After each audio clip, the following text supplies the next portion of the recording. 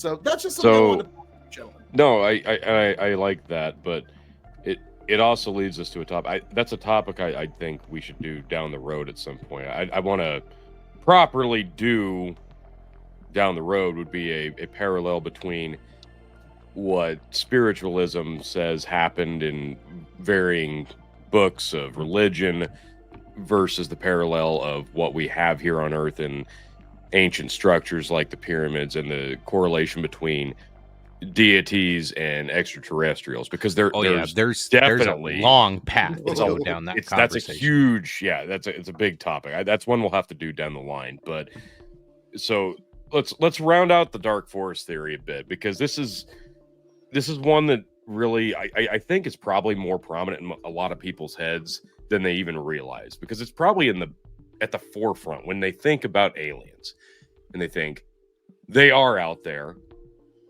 but why haven't they been here? So they're probably thinking either A, they don't exist, or if they do, they're scared of us. Killed each other. They're either scared of us That one. or they're coming for us. Because who actually believes that if they're going to come here, they're going to like develop trade systems and swap technology and shit?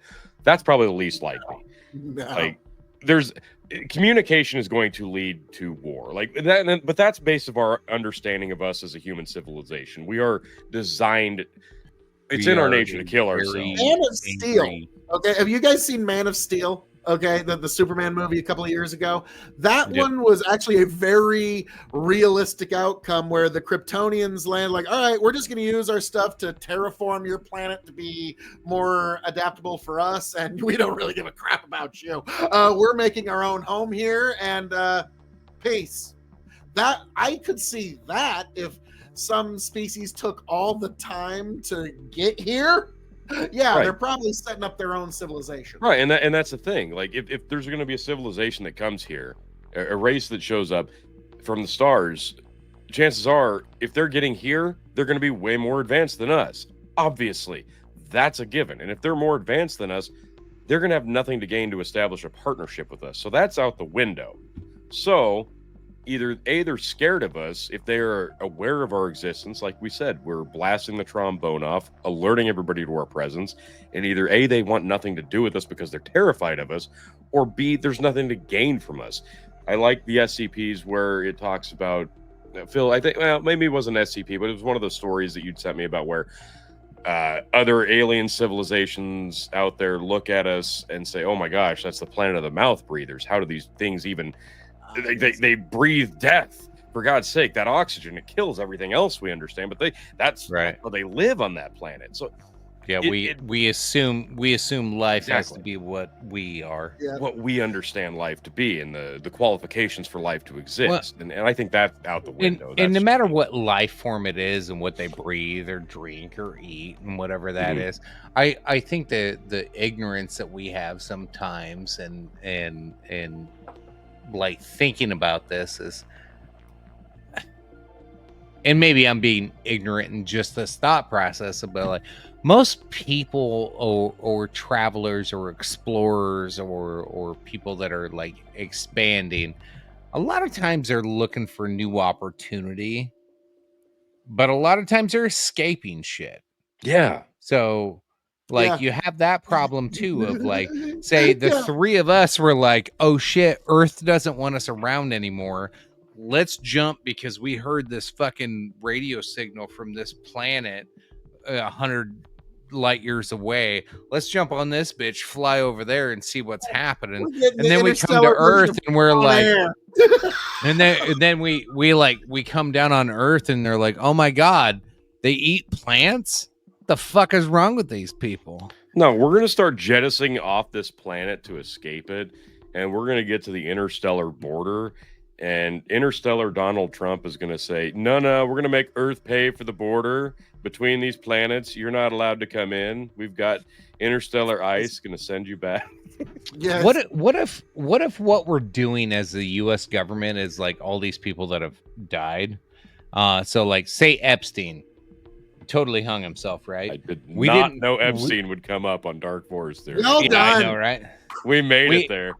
We did not send Jeffrey Epstein onto a space shuttle to some far distant galaxy and He left cryogenically Epstein froze Island him. to go to Epstein Planet. Well done. Yeah, we cryogenically froze him, threw him on a shuttle. SpaceX made a special shuttle for him, shipped his ass off That's what to the Alpha comet is. Centauria, Yeah. and Ripping him off. and in like 150 or maybe like 15,000 years, he's gonna hit a planet and come out, and he'll have to explain himself to those people. Wow. Wow. Well done, chicken. I don't even know what to do with that one. Well, he didn't hang himself. So. No, but I mean, and that's another thing we didn't even touch on tonight, was the entire concept of our only understanding of technological advances of our own civilization is what we have information to, and in the top levels of our own humanity, Government, what they don't tell us. Shut that shit down from us really truly knowing what our own capabilities are. We've speculated on the moon and how likely it is we did land there, or if we did, how many times did we go and we don't even talk about. Can we go back, or have we been going back? Have we been going further? We truly don't know those things. Like, how capable are we of interstellar travel? So it's go ahead. Another thing I'd like to touch on too, before, like, something to keep in mind, if there is life out there, and I didn't get a chance to touch on this earlier, but I want you to keep this before your mind here, is our concepts of morality, like our secular ideas of morality, are very much tied to our biology. Okay. And here's a good example. There was a sci-fi novel that the other alien race, their form of reproduction, they would lay about 9,000 eggs. They had to eat 2,000 of them to sustain their own life. They didn't consider their children sentient until they reached a certain age, and they actually hunted them and ate them for fun until they reached that certain age. Now, that kind of creature is going to be really like, why are you even mad if they hurt a human child?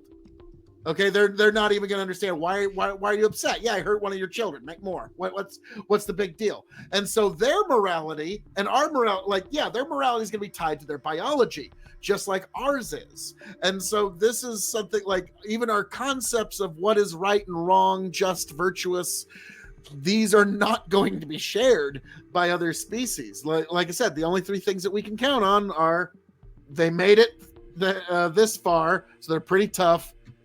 They're going to prioritize their own survival over ours, and they should assume the same of us. Okay, that's all we can know for sure. But yeah, I just wanted to throw that one out there before